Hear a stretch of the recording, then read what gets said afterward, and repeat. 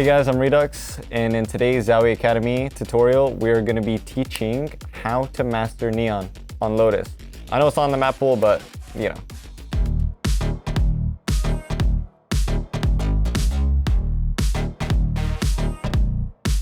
So for slides, I mean, there's a few ones that you can do. Like I'm gonna off barrier. One that catches people off guard is insta sliding.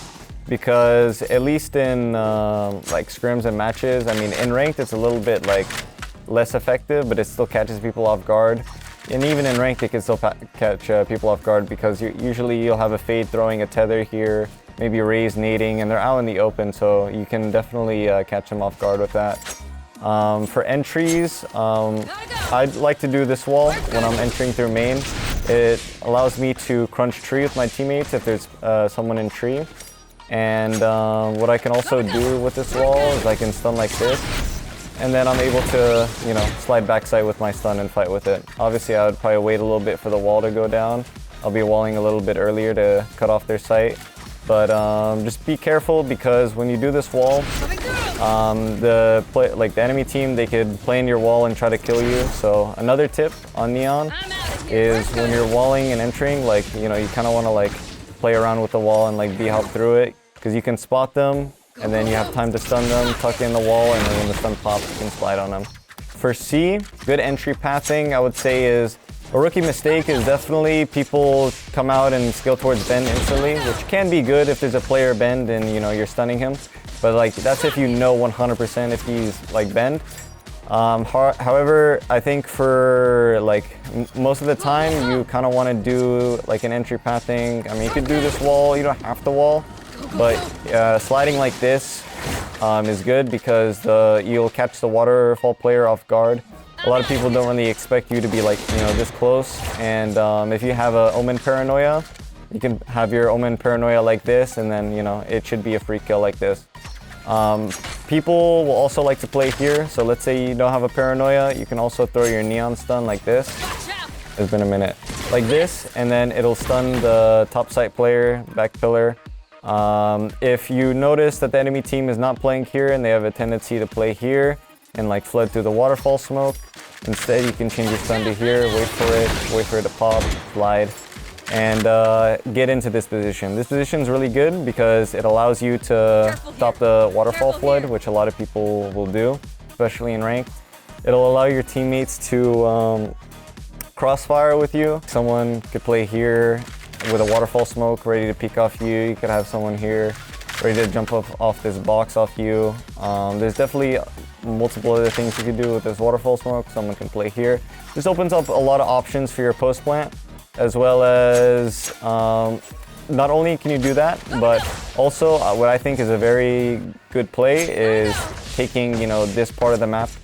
I mean, maybe in ranked it's a little less efficient because ranked is a little less brain, but there might be a player here. It could be the top side player who backs up into here. So just be ready to jump spot and get ready to B-hop and tuck Neon stun, and then you should be a free kill. And then you could have this one-way here. You could call for your Omen to one-way here.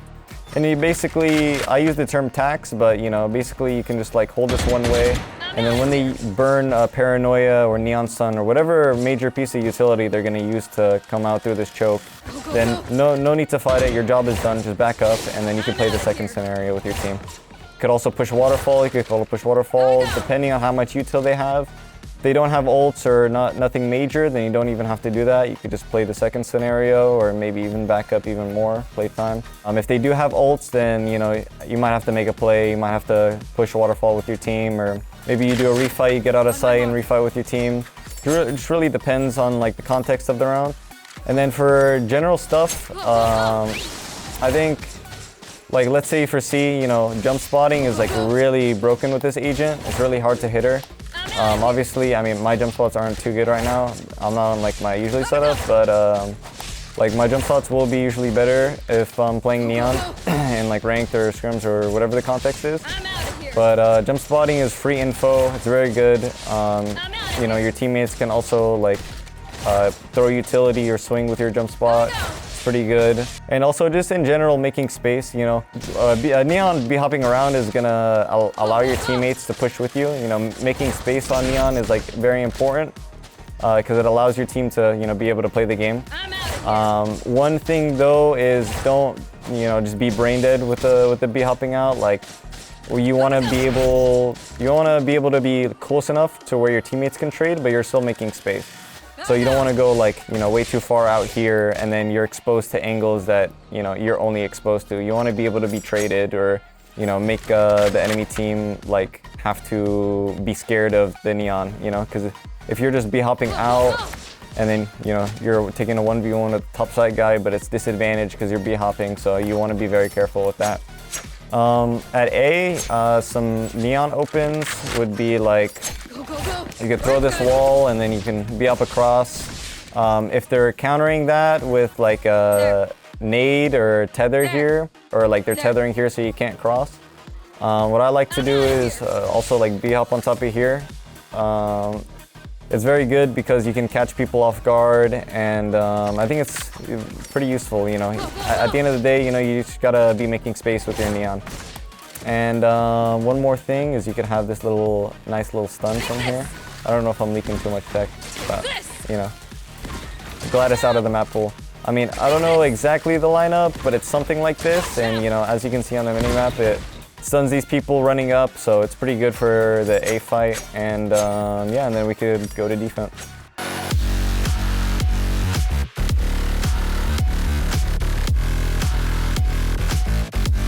In ranked, I have seen some players on my team, like they lock Neon and they don't really like know what to do. Like, yeah, they're be hopping around, but like I said earlier, like, you know, they're not really staying around with the team. They're kind of just like going off and then like stunning, and hopefully they don't get shot. So like you got to be very careful with your pathing.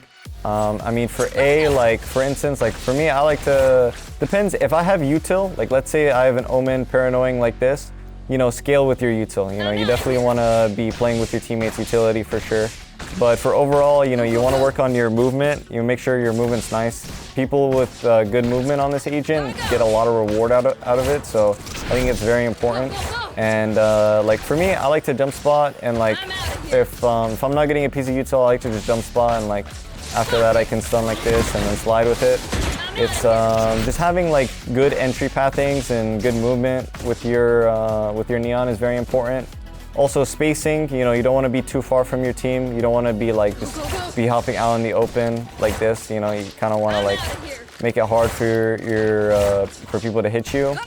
And also if you're calling for your Omen to paranoia something, you got to capitalize off of it.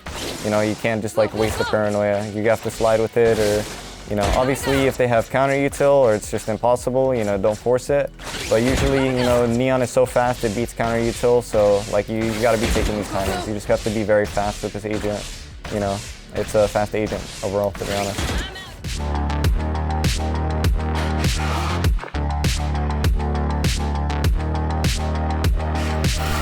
So for A, there's a few different stun lineups you can do. I mean, one stun lineup is obviously, you know, you can stun this off rip and makes it hard for the enemies to come out. Another stun that you could do is you can go out here, stun like this, and it'll stun the Omen TPing across, Ray satcheling, or whoever is going to be able to come out in this area. And then you can combo that with like, you know, your wall, your Omen could TP, and then capitalize off of that. And obviously he'll have like a smoke here, so that he won't just like swing into people and die. So you could also play support with Neon, as well as, you know, play very aggressive.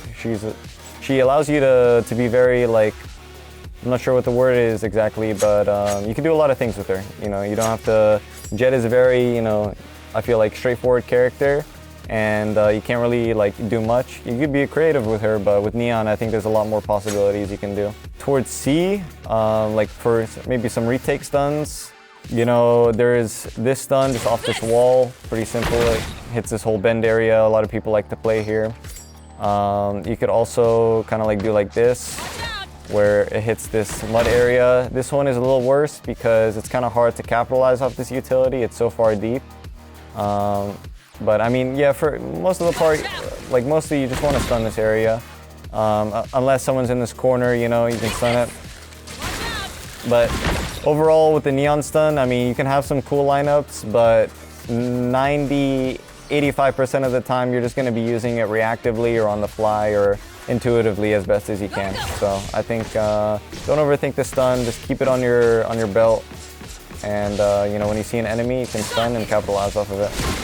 And then the more you play the agent, the better you'll get with the stun. So maybe, you know, if you're messing up on your stuns, you're not really hitting them.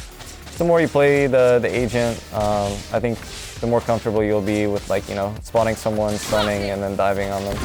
Alright guys, that does it for me today. Thank you to ZOWIE for inviting me. Thank you guys for watching my episode of ZOWIE's Esports Academy.